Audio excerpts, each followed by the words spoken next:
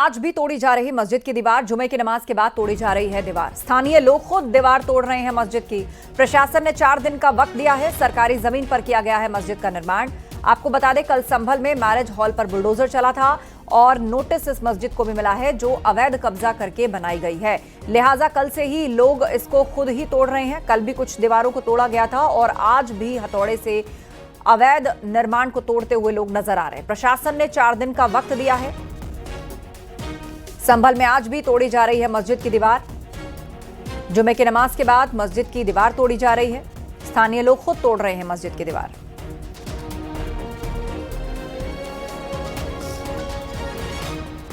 इसका एक सरकारी जमीन के ऊपर एक विवाद है जी। विवाद के ऊपर हमने प्रशासन ने कार्रवाई करी है। कार्रवाई होते हुए 4-10 दिन का समय लिया हमने। उसके अनुसार हमने हाथ से उतारने की वो करी है। प्रशासन मान गया हमारी बात को, हम हाथ से उतार रहे हैं। आज इसमें नमाज हुई थी? हाँ, नमाज हुई है। नमाज तो हर टाइम की हो रही है जी। नमाज तो हर टाइम। तोड़ना शुरू किया है? हाँ, ये हमारी प्रक्रिया चल रही है तोड़ने की। हम हाथ से तोड़ रहे हैं। मामला ये था कि अभी जो काम शुरू हो गया है और प्रशासन की तरफ से हमें जो 4 दिन का ऑर्डर मिला था, 4 दिन का वक्त मिला था इसको तोड़ने का, तो हमने उसका काम कल भी शुरू कर दिया था और आज भी शुरू हो चुका है काम। अच्छा, पहले नमाज हुई है? हाँ, मतलब नमाज के लिए काम रोक दिया गया था और नमाज के बाद फिर जो है तो सुबह से नहीं तोड़ा गया था, अब तोड़ा गया? हाँ, मतलब उसका नमाज की तैयारी की वजह से सुबह नहीं तोड़े थे? हाँ, तो अब तोड़ना शुरू करेंगे, कर दिया है लोगों ने। कितने लोग लगाए गए हैं इस पे लगे हुए हैं? आपको लगभग 8-9 लोग हैं लगे हुए। और सीधे रुक करते हैं संभल का। हमारे सहयोगी सुनील कुमार हमारे साथ जुड़ रहे हैं। सुनील, क्या ताजा अपडेट? देखिए आस्था, मैं आपको बता दूं, संभल के लिए अहम दिन था। संभल नहीं बल्कि यूपी के लिए भी बड़ा अहम दिन था। संभल में एक और जहां जुमे की नमाज थी तो वहीं दूसरी ओर ये राया बुजुर्ग में मस्जिद का मामला। यहाँ पर सरकारी जमीन पर बने एक मदरसे और मस्जिद पाया गया था। मदरसे को कल बुलडोजर ने ढहा दिया। वहीं मस्जिद हटाने के लिए 4 दिन का वक्त दिया गया, जिसको लेकर 1 दिन का वक्त आज बीत चुका है। अब आज 3 दिन का वक्त और बाकी है। तो यहाँ पर इस राया बुजुर्ग की मस्जिद में पहले स्थानीय नमाजियों ने नमाज पढ़ी है, उसके बाद इस मस्जिद को तोड़ने का काम किया जा रहा है। मस्जिद की पश्चिमी दीवार पर बुलडोजर, गैंती, सब्बल से ये तोड़फोड़ की जा रही है। हम तस्वीरों में चाहेंगे, ये हमारे पीछे ये जो मलबा पड़ा हुआ है ये इसी दीवार का है। यहाँ पर फिलहाल ये बच्चे कुछ इसको तोड़ रहे हैं। अभी थोड़ी देर पहले काफी सारे लोग थे यहाँ पर। तो इस मस्जिद को हटाया जा रहा है। संभल में दरअसल में तमाम सारी सरकारी जमीनों पर कब्जे हैं और संभल हिंसा के बाद में प्रशासन लगातार ये कब्जे हटा रहा है। ये मस्जिद तालाब की जमीन पर बनी हुई थी। करीब 500 स्क्वायर मीटर में ये मस्जिद है, जिसको तोड़ने का संभल के तहसीलदार कोर्ट ने आदेश दिया था। दरअसल में 2 सितंबर को इस संबंध में तहसीलदार ने नोटिस दिया था, जिसके बाद मस्जिद कमेटी ने मस्जिद को नहीं हटाया था। तो कल से प्रशासन एक्टिव हुआ है, एक्शन में आया है और मस्जिद तोड़ने की कार्रवाई हो रही है। जी बिल्कुल, आप नजर बनाए रखिए। जानकारी के लिए शुक्रिया आपका।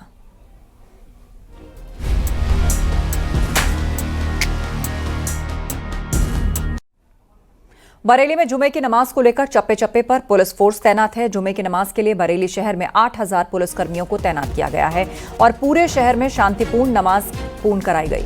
बवाल के मुख्य केंद्र नव महिला मस्जिद की किलेबंदी की गई और मस्जिद के बाहर भारी पुलिस फोर्स तैनात किया गया। आपको बता दें, मौलाना तौकीर रजा ने पिछले सोमवार को नव महिला मस्जिद पहुंचने का ऐलान किया था।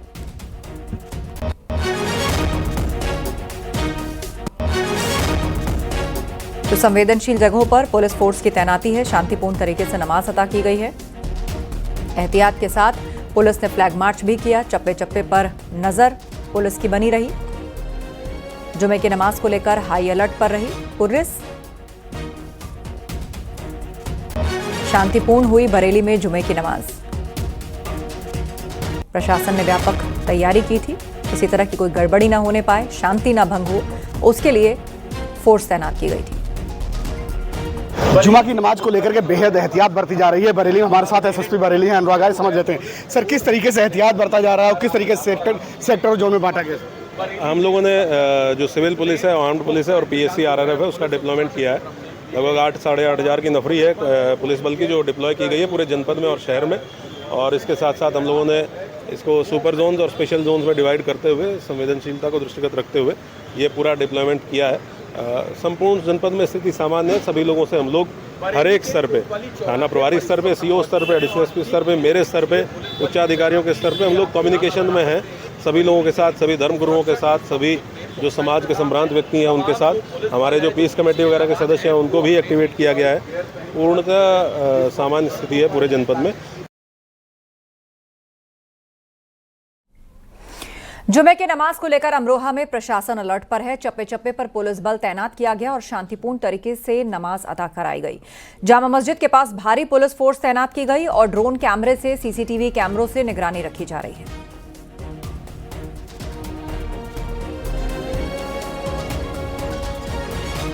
तो चप्पे चप्पे पर पुलिस बल तैनात है। अमरोहा से तस्वीर आपको दिखा रहे हैं। जुमे की नमाज को शांतिपूर्ण तरीके से पूर्ण करवाया गया। संवेदनशील इलाकों में पुलिस बल की तैनाती रही। जामा मस्जिद के पास खासी चौकसी बरती गई।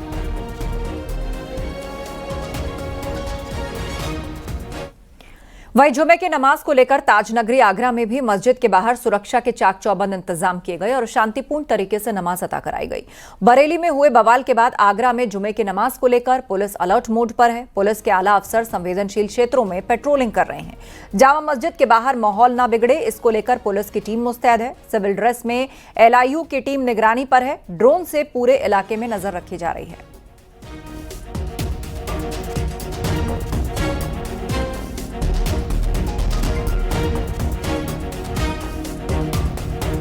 अमेठी के प्रभारी मंत्री सतीश चंद्र शर्मा आज जिला कोर कमेटी की बैठक में शामिल होने अमेठी पहुंचे। बैठक में स्वास्थ्य राज्य मंत्री और तिलोई विधायक मयंकेश्वर शरण सिंह भी शामिल हुए। बैठक से निकलने के बाद मयंकेश्वर शरण सिंह ने बड़ा बयान देते हुए कहा कि बरेली में हुए दंगे के आरोपियों पर कड़ी कार्रवाई की जा रही है। इन दंगाइयों पर इतनी लाठियां बरसेंगी कि उनकी 7 पुश्तें दंगा करना भूल जाएंगी।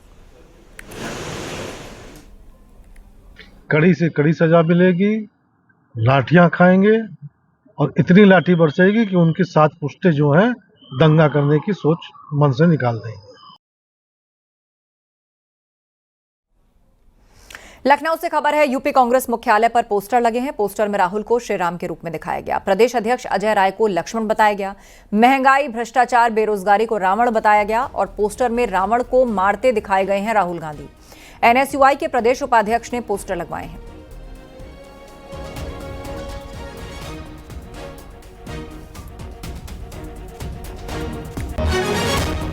आई लव मोहम्मद विवाद पर सियासत जारी है। समाजवादी पार्टी के प्रवक्ता अशोक यादव ने इस मुद्दे पर बीजेपी पर तंज कसा है।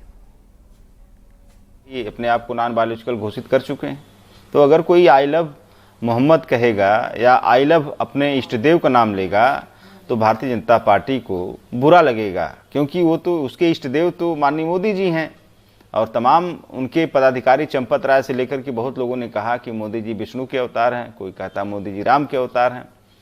तो आई लव मोहम्मद से तो समस्या होगी उनको। आई लव मोहम्मद विवाद पर सियासी वार पलटवार जारी है। VHP ने भी इस मुद्दे पर मोर्चा संभाल लिया है। VHP प्रवक्ता विनोद बंसल ने उपद्रवियों पर तीखा प्रहार किया। इस तरह से देशव्यापी अतिवाद, रोडों पर हिंसा, पुलिस स्टेशनों पर हमले, सरतन से जुदा के नारे और राष्ट्रीय सुरक्षा बलों पर जो हमले हो रहे हैं, अपनी पब्लिक प्रॉपर्टी को नुकसान पहुंचाने के जिस तरह के षड्यंत्र हो रहे हैं, उससे ऐसा लग रहा है जैसे कि ये आई लव मोहम्मद के नाम पर पैगंबर मोहम्मद नहीं बल्कि जैसे मोहम्मद को लव करने की बात कर रहे हैं। ये मोहम्मद हाफिज सईद के लव की बात कर रहे हैं। ये मोहम्मद अफजल कसाब की लव की बात कर रहे हैं। दुनिया के आतंकियों के साथ में अगर लव करोगे, आतंकी संगठनों से लव करोगे, तो ये देश बर्दाश्त नहीं करेगा। मेरठ के मवाना में मकान की दीवारों पर आई लव मोहम्मद के पोस्टर लगाने के मामले में 5 लोगों के खिलाफ मुकदमा दर्ज किया गया। साथ ही पुलिस ने 2 आरोपियों को भी गिरफ्तार किया। मवाना के मुन्ना लाल के मकान पर आई लव मोहम्मद के पोस्टर लगाए गए थे। पुलिस पहुंची तो लोग खुद ही घरों से बाहर पोस्टर हटाने लगे। पुलिस ने भी कई घरों से पोस्टर हटाए। मामले में पुलिस ने 2 लोगों को गिरफ्तार किया। नहीं, ऐसा कुछ नहीं है, छोटे छोटे बच्चों ने कर दिया। अगर हमें पता होता तो हम उन्हें डांटते भी, हमें नहीं पता कि उन्होंने कब में लगा दिए। फिर बस उन्होंने आगे पोस्टर वगैरह उतार दिए और कुछ नहीं करा, कहने लगे कि वहाँ जाना, वहाँ चले गए। देश भर में आई लव मोहम्मद को लेकर विवाद नजर आ रहा है। मेरठ के मवाना में भी इन घरों पर पोस्टर चस्पा कर दिए गए आई लव मोहम्मद के, इनका कहना है कि बच्चों ने ऐसा किया गया। आप देख सकते हैं पोस्टर का निशान भी अभी शामिल है यहाँ पर। यहाँ से पुलिस ने पोस्टर उतारे हैं और 5 लोगों पर मुकदमा दर्ज किया है। यही वो किवाड़ है जहां पर आई लव मोहम्मद का पोस्टर लगा हुआ था। ऐसे 5 घर हैं जिन पर लगातार ये पोस्टर लगे हुए थे। ये मेरठ का मवाना थाना क्षेत्र है और मोहल्ला मुन्ना लाल है, जहां पर कुछ मुस्लिम परिवार रहते हैं और यहाँ पर इन्होंने आई लव मोहम्मद के पोस्टर चस्पा किए थे। माहौल खराब करने की कोशिश की गई, लेकिन पुलिस ने इस मामले में समय से एक्शन लिया और इन पोस्टर को निकाल दिया। और ऐसे में अब 5 आरोपियों के खिलाफ मुकदमा दर्ज किया गया है, जिसमें 2 आरोपियों की गिरफ्तारी करके शांति भंग में चालान कर दिया गया है। फिलहाल पुलिस सीसीटीवी कैमरे खंगाल रही है। किन लोगों ने पोस्टर लगाए, किस मंशा से पोस्टर लगाए, इस पर भी तफ्तीश कर रही है। कैमरामैन शिव सुदन के साथ न्यूज 18 के लिए निखिल अग्रवाल, मेरठ। उत्तर प्रदेश राजर्षि टंडन मुक्त विश्वविद्यालय में राष्ट्रीय स्वयंसेवक संघ का इतिहास पढ़ाया जाएगा। यूनिवर्सिटी आरएसएस के इतिहास को अपने पाठ्यक्रम में शामिल करेगी। इस मुद्दे पर समाजवादी पार्टी ने विरोध जताया है। आरएसएस का इतिहास में क्या पढ़ाया जाएगा? क्या ये पढ़ाया जाएगा कि आज़ादी के आंदोलन में जब पूरा देश अंग्रेज़ों से संघर्ष कर रहा था तो आरएसएस के लोग कायर बन करके छुपे हुए थे और प्रत्यक्ष या अप्रत्यक्ष रूप से अंग्रेज़ों की मदद करने में व्यस्त थे? क्या ये पढ़ाया जाएगा कि आज़ादी के बाद 52 वर्षों तक आरएसएस ने तिरंगे से नफरत की, अपने मुख्यालय पर तिरंगा नहीं फहराने दिया? तो क्या आरएसएस के इतिहास में ये भी पढ़ाया जाएगा कि हिंदुत्व की आड़ में जब से आरएसएस की स्थापना हुई है 27 सितंबर 1925, तब से लेकर के अब तक आरएसएस हिंदुत्व की आड़ में पिछड़ों, दलितों, आदिवासियों, अल्पसंख्यकों, जो देश की 85% आबादी है, उनके हक और हकूक़ को छीनने का काम करती आई है। राजर्षि टंडन ओपन यूनिवर्सिटी प्रयागराज में आरएसएस का इतिहास पढ़ाए जाने के ऐलान पर सियासत तेज हो गई है। कांग्रेस नेता प्रमोद तिवारी ने यूजी और पीजी में आरएसएस का इतिहास पढ़ाए जाने को लेकर आरएसएस पर निशाना साधा और उन्होंने कहा है कि अब आरएसएस का इतिहास पढ़ाया जाएगा तो उससे राष्ट्रीय स्वयंसेवक संघ के साथ ही साथ देश की भी छवि धूमिल होगी, इसीलिए सच्चाई ना बयान हो, यही बेहतर होगा। इतिहास जब पढ़ाया जाएगा तो उसमें 2-3 घटनाओं का मैं जिक्र कर रहा हूँ, उससे आरएसएस और देश की छवि धूमिल होगी। इसलिए मैं तो मानता हूं कि सच्चाई ना ही बयान हो तो अच्छा है। देश के प्रथम गृह मंत्री सरदार पटेल, जो प्रधानमंत्री भी थे, उन्होंने एक पत्र लिखा था, आज भी है रिकॉर्ड में, कि महात्मा गांधी की हत्या के लिए आरएसएस ने जो जहर बोया था, जहरीले विचार थे, वो जिम्मेदार है, और उन्होंने प्रतिबंधित भी कर दिया था। यही नहीं, आरएसएस का वो पत्र भी ऑन रिकॉर्ड है कि जब 1942 में अंग्रेजों भारत छोड़ो के लिए पूरा देश आंदोलित था तो इन्होंने पत्र लिखकर देशवासियों से कहा था कि हमें अंग्रेजों का साथ देना चाहिए। मुख्यमंत्री योगी आदित्यनाथ प्रदेश को $1 ट्रिलियन की इकोनॉमी बनाने की दिशा में लगातार जरूरी कदम उठा रहे हैं और इसी के तहत उत्तर प्रदेश के युवाओं को आत्मनिर्भर बनाने और स्वरोजगार के लिए कई योजनाएं चलाई जा रही हैं। इन योजनाओं में मुख्यमंत्री युवा उद्यमी विकास अभियान योजना प्रदेश के युवाओं की पहली पसंद बन गई है और इसका अंदाजा आप इसी से लगा सकते हैं कि वर्तमान वित्तीय वर्ष के 6 महीनों में अब तक प्रदेश भर में 2.5 लाख से ज्यादा आवेदन आ चुके हैं, जबकि योगी सरकार ने वित्तीय वर्ष 2025-26 में 1,50,000 युवाओं को लोन देने का टारगेट रखा है। इन आंकड़ों से साफ है कि सीएम योगी की मुख्यमंत्री युवा उद्यमी विकास अभियान युवाओं को काफी मदद कर रहा है। योजनाओं का लाभ देने में यूपी में जौनपुर ने पहला स्थान हासिल किया, दूसरे स्थान पर आजमगढ़, तीसरे स्थान पर कौशाम्बी।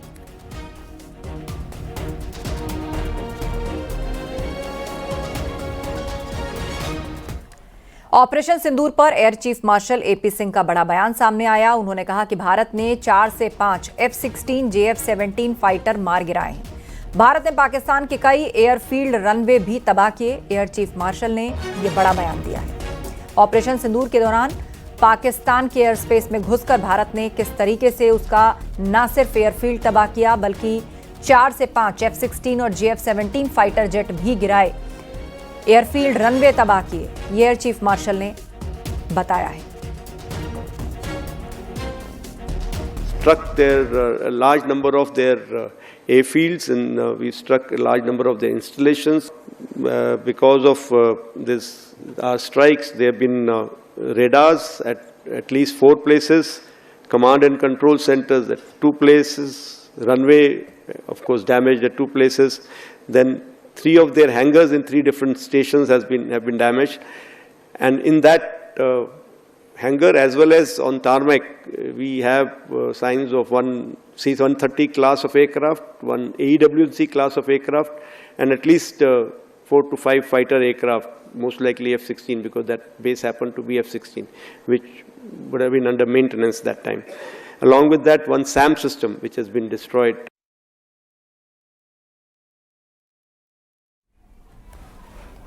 और यहाँ रुकेंगे एक ब्रेक के लिए, जल्द लौटेंगे।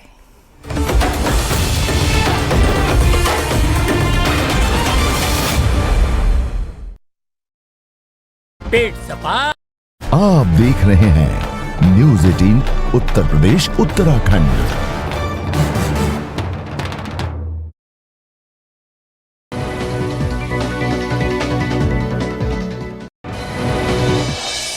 ग्रेटर नोएडा में स्टंटबाजी का वीडियो तेजी से वायरल है। सड़क पर कारों को रोककर 360 डिग्री घुमाई।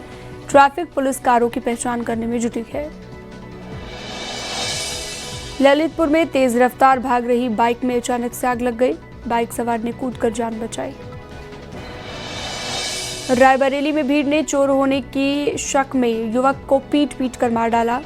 मानसिक रूप से बीमार होने के चलते लड़का सही से जवाब नहीं दे पा रहा था। बुलंदशहर में जन्मदिन की खुशियां मनाने निकले 5 दोस्तों की कार हादसे का शिकार हो गई। थार की टक्कर से कार के परखच्चे उड़े। बर्थडे बॉय की मौत, 4 लड़के घायल। हरदोई के संडीला क्षेत्र में स्कूल जा रहे बच्चों को बाइक ने मारी टक्कर। 3 बच्चे गंभीर रूप से घायल हुए। संभल में आज भी तोड़ी जा रही अवैध मस्जिद की दीवार। जुमे की नमाज के बाद तोड़ी जा रही दीवार, लोग खुद तोड़ रहे अवैध मस्जिद की दीवार। गाजियाबाद में महिलाओं और छात्राओं को सुरक्षा आत्मरक्षा के लिए किया गया जागरूक। महिला और छात्राओं को बैड टच के बारे में, हेल्पलाइन नंबर के बारे में बताया गया। पीलीभीत में गन्ना विकास चीनी मिल राज्य मंत्री संजय सिंह गंगवार का अनोखा अंदाज। नवदुर्गा पंडाल में चल रहे भक्ति कार्यक्रम में म्यूजिकल इंस्ट्रूमेंट बजाने लगे। इटावा रेलवे स्टेशन पर कालका मेल से एक फर्जी लोको पायलट गिरफ्तार। 2 साल से दिल्ली हावड़ा रेल मार्ग पर फर्जी तरीके से चलाता रहा ट्रेन। मेरठ में आई लव मोहम्मद के पोस्टर लगाने के मामले में 5 के खिलाफ मामला दर्ज। 2 लोग गिरफ्तार किए गए। आगरा में मूर्ति विसर्जन के दौरान नदी में 13 लड़के डूबे। 5 लड़कों के शव निकाले गए। 1 का इलाज चल रहा है। आगरा में 13 लोगों की नदी में डूबने वाली जगह पर पहुंच गए सांसद राजकुमार चाहर का विरोध। भीड़ ने सांसद राजकुमार चाहर का विरोध किया है।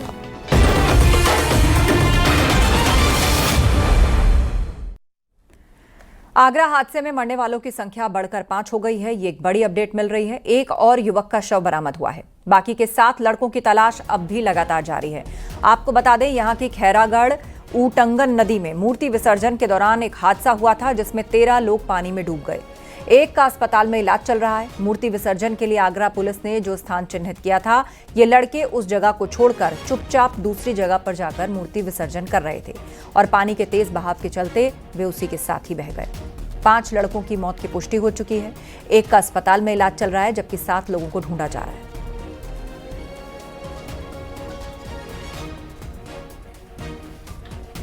कुल 13 युवक इस दौरान डूबे थे मूर्ति विसर्जन के दौरान। आगरा की खैरागढ़ ऊटंगन नदी में मूर्ति विसर्जन के दौरान हुए हादसे में लगातार रेस्क्यू अभियान जारी है। अभी तक 5 लोगों को इस नदी में से निकाल लिया गया है, जिसमें से 4 की मौत हो चुकी है, जिसकी 1 की हालत गंभीर बनी हुई है। बता दें कि गुरुवार को मूर्ति विसर्जन के दौरान यहाँ पर लगभग 13 लोग ऐसे थे जो डूब गए थे। हालांकि ये स्पॉट पुलिस ने चिन्हित नहीं किया था मूर्ति विसर्जन के लिए, लेकिन जबरन यहाँ पर आकर इन लोगों ने मूर्ति विसर्जन की थी। मूर्ति विसर्जन के लिए जो स्थान पुलिस के द्वारा बनाया गया था वो यहाँ से थोड़ी सी दूरी पर था, लेकिन ये आगरा में गुस्साए लोगों ने सांसद राजकुमार चाहर का विरोध किया है। वो खैरागढ़ ऊटंगन नदी में हादसे की जानकारी मिलने पर मौके पर पहुंचे थे। इस दौरान गुस्साई भीड़ ने सांसद राजकुमार चाहर का विरोध किया। लोग रेस्क्यू में देरी होने का आरोप लगा रहे हैं। लोगों का आरोप है कि रेस्क्यू देर से शुरू किया गया, इसी के चलते मौतों का आंकड़ा बढ़ा है। आपको बता दें इस हादसे में 4 लड़कों की मौत हो चुकी है, 7 को अभी भी ढूंढा जा रहा है, जबकि 1 का अस्पताल में इलाज चल रहा है। जेएनयू में विजयदशमी के मौके पर निकाली गई दुर्गा प्रतिमा विसर्जन यात्रा और रावण दहन के दौरान 2 छात्र गुटों के बीच झड़प हुई और देखते ही देखते बवाल मच गया। अखिल भारतीय विद्यार्थी परिषद यानी एबीवीपी के सदस्यों ने लेफ्ट छात्र संगठनों पर मारपीट का आरोप लगाया।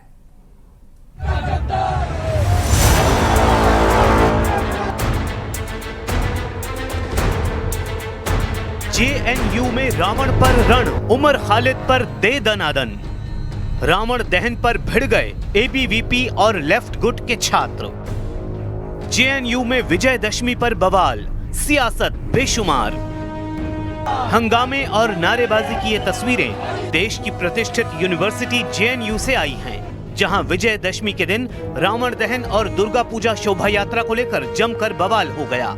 एक बार फिर से जेएनयू कैंपस में एबीवीपी और लेफ्ट समर्थक छात्र एक दूसरे के सामने आ गए। छात्रों के गुटों के बीच जमकर झड़प हुई, जिसमें खूब जूते चप्पल चले और दोनों तरफ से पथराव जैसी घटनाओं के आरोप लगाए गए।